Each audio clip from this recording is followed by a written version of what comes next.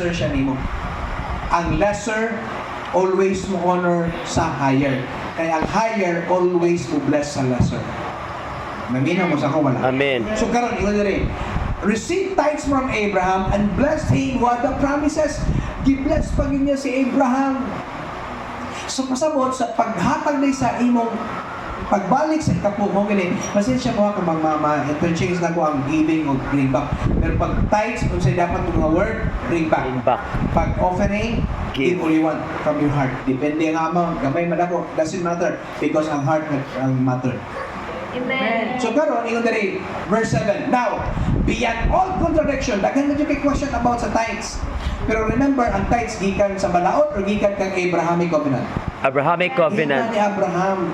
So ang tithes dili gid siya balaod originally. Gikan siya kang Abraham. Si Abrahamic covenant is a picture of grace covenant.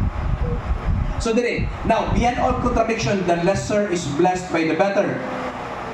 Mao na ni ang explanation pagdawat sa panalangin sa simbahan. Here, sa atong lugar, mortal men. Everybody say mortal men. Mortal men. Kaning mortal men, mo ning mga nasa simbahan, mga pastor or mga priest sa Hudyo. Here, the priest, the pastors receive the tithes. Who will receive the tithes? Who will receive the 10? Pastor. The fivefold, maurag yun ang allowed. Daily members, dili anybody. Sila mo ihap. Pero ang mudawat sa 10, it's not God. Ang mudawat sa 10, diri ba? Diri. Pastor. Of course, para man sa Ginoo. Pero, makita rin mo Ginoo. Say mo Lord. Hindi Ginoo. Hindi mo Ginoo. Pinahikap kang lagi. Joke na.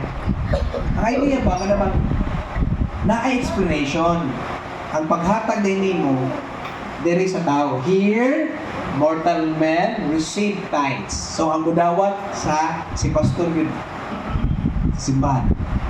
Ano yung dito? But there, pagkag there, not here. Claro.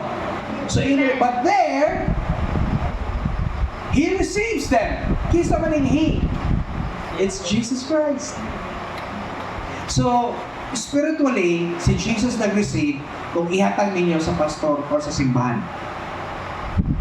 Dili na ako explanation, it's in the Bible. Igo na ko, walay hinimo gikan ako because I don't have any capacity to create any revelation. All kapit sa Bible. Here mortal men receive tithes, but there he received them.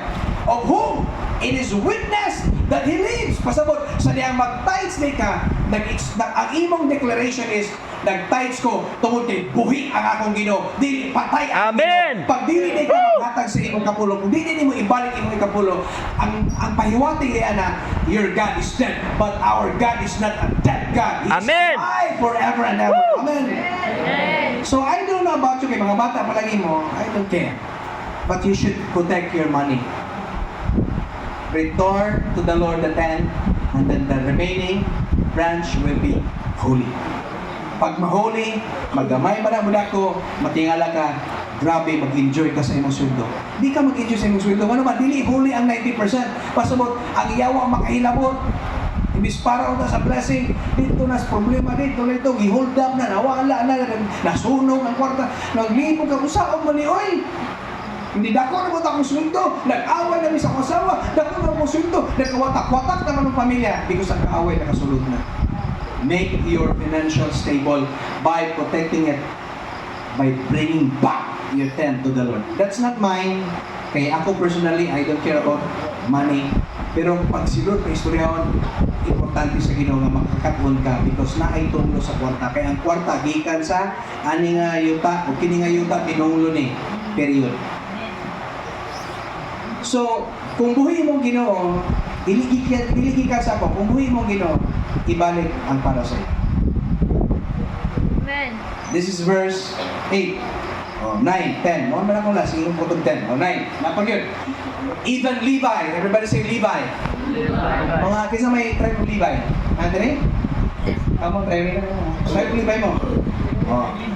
Kaya ako nandun ka ganun. Isaac ka nandun ganun na. So, tribe of Levi. who receives the tithes, kaya ang mga Levi, mo na mga Levites, mo na silang mga pare. Dili Katoliko, pare isang Hudiyo. Klaro?